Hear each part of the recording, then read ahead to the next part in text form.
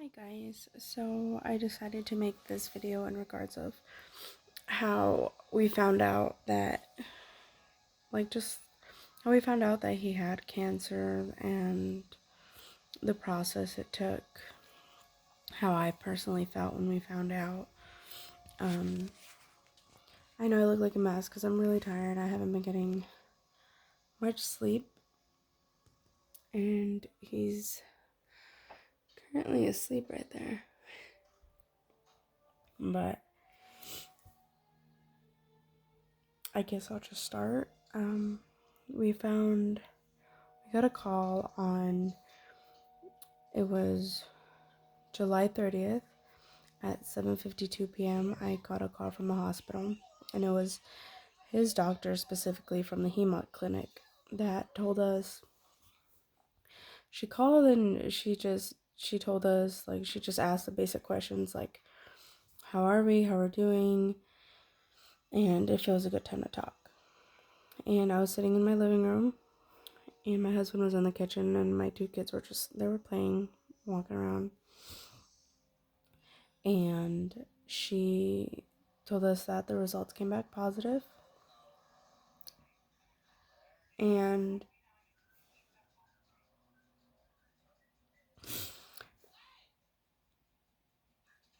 I basically just blacked everything out from that moment on.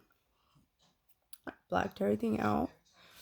I did hear her tell me about that she wants us to go in on August 1st to get his port installed, and then shortly after we would start chemo. It was just, she wanted to do everything quickly, and everything else had blacked out.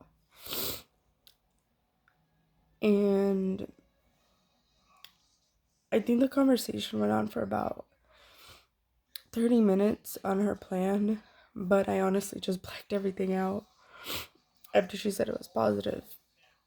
And I hung up the phone, and I broke down. I was screaming. I wasn't sure how to react to it. Of course, nobody expects to hear that. I'm sorry. And we ended up calling my husband's side of the family to tell them that it came back positive, and that he was gonna go into surgery to get the port installed and everything. And I didn't tell my mom. I went and I told her in person. She didn't take it that well either, but I don't really have much family on my side, so I didn't really have to tell anybody, a lot of people. So August 1st, that was a couple of days later, we went, and my husband's family was there, and my mom was there. We were just waiting for him to come out, and they just took me and my husband. And it was just really hard to see a needle in him, and him just waking up and being very drowsy and just tired. It was really hard. And we got transferred up to the 6th floor, and they let him recover for I think it was 2 or 3 days, and then they started his chemotherapy. He was taking it pretty well at first, and then just everything started happening. Everything started happening quickly, where we saw multiple doctors, multiple specialists, a social worker. We started talking about his surgery, his plan, how long he'll be on treatment, the radiation, just the pros and the cons of everything. And so we ended up just having to take everything in very quickly, and it was very hard. My oldest is somewhat understanding of what's going on with his brother. He doesn't understand fully of what cancer is or what he has or about his port, but he's learning. He's learning here and there. And it's been really hard on all of us. It's been really hard on his dad because his dad works overnights and he sleeps most of the day and then he goes to work. And now the baby's more wanting to have his dad around, especially while he's in the hospital. And his dad, he's processing everything by not thinking about it. Basically, like, he knows his child is sick. He knows what's going on with him. His way of coping is to not think about it so he doesn't get worse. So he can continue to work. And, I mean, I'm not taking it any better. I think about it daily. I'm always checking his temperature. I have to keep track of all his medications, his appointments, and it's very overwhelming. It's not like taking care of a newborn or anything. It's much worse. Taking care of a sick child is hard because you got to keep track of, let alone your medications, but on top of like 12 medications at a time that he would have to take, plus appointments, and then when you have to go take long trips, you got to keep track of all that. And then when he had a surgery to remove the tumor, it was September 30th. So on top of taking care of all the medications, I had to take care of his leg and the fluid that was draining from it. I had to empty it out. I had to measure how much was coming out. I had to keep track of if it was getting worse, or if it was, when they took off the split, like if it was getting worse or not.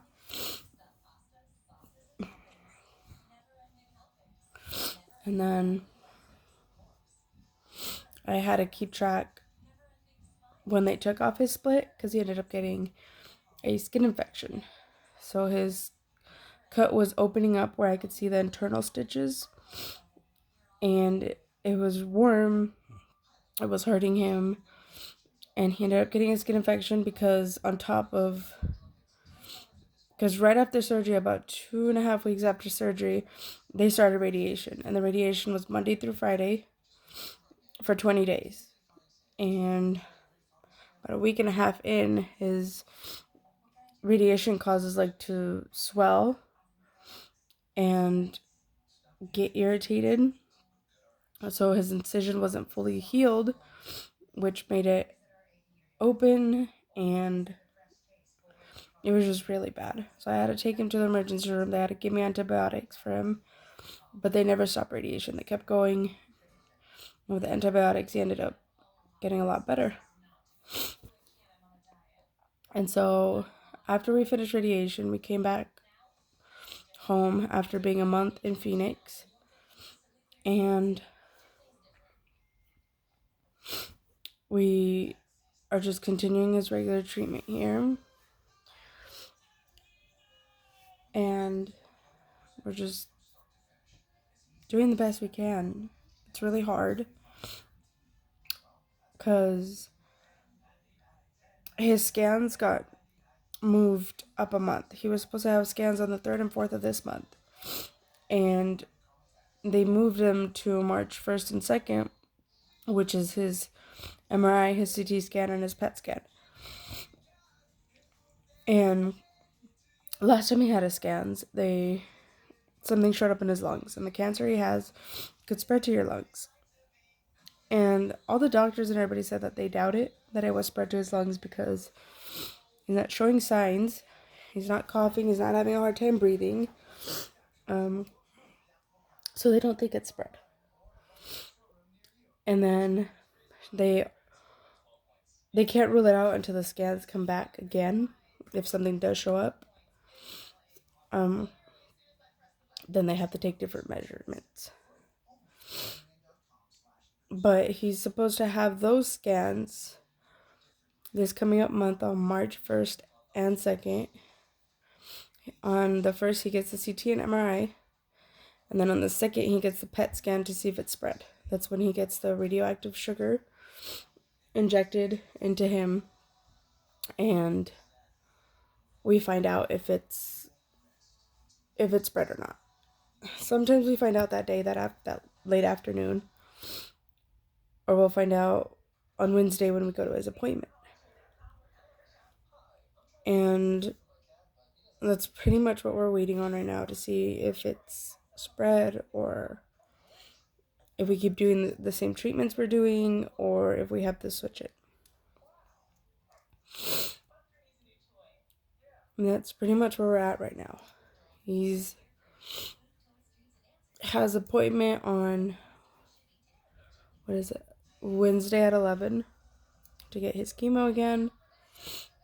And he gets 2 different chemos. He gets vincristine, which is like a 10-minute chemo. It's not that long. It's a small little baggie.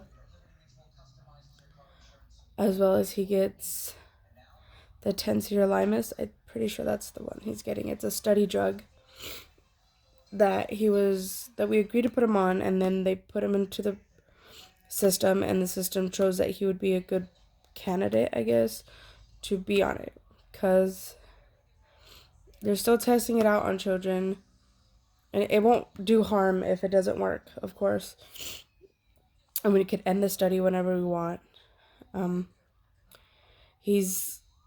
We decided to put him on it because it could be a greater and better outcome than just on that one chemo. So that's what we chose to do. And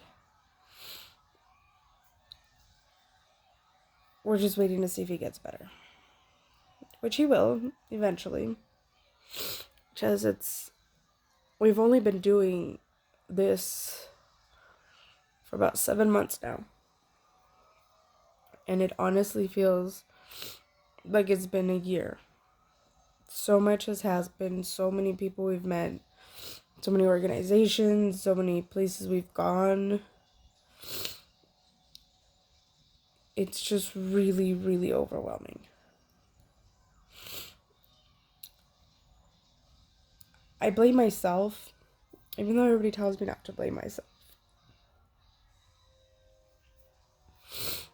I blame myself, and I feel horrible that I feel like it's my fault because cancer runs in my family. And I feel horrible that it's my fault, that I was the cause of this, that I passed it to him. And I feel horrible because my husband has to go through this. Because no parent should see their child sick.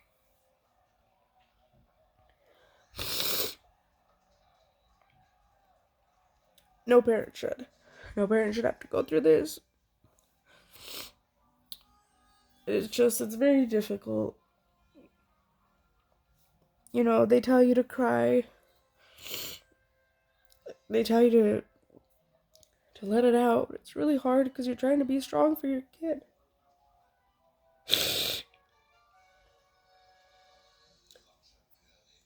And it's really difficult because I'm struggling daily with my own anxiety and everything, and it's just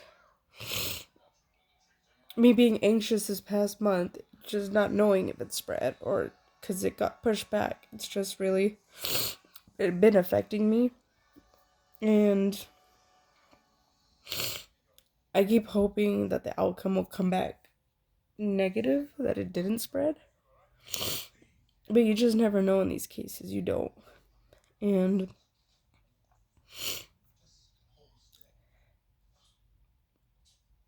I just feel like we start getting in a better place and then something comes up and we're back where we started.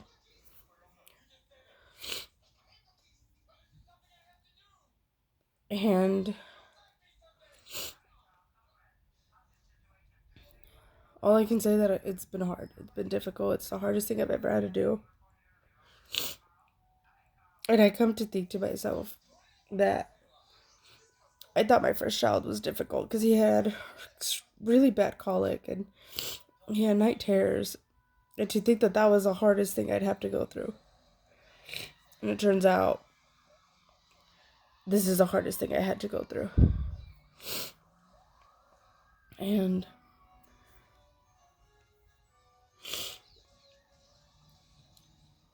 it's just been really hard. That's all I can say. I know I'm saying it a lot, but it's true. It's been hard.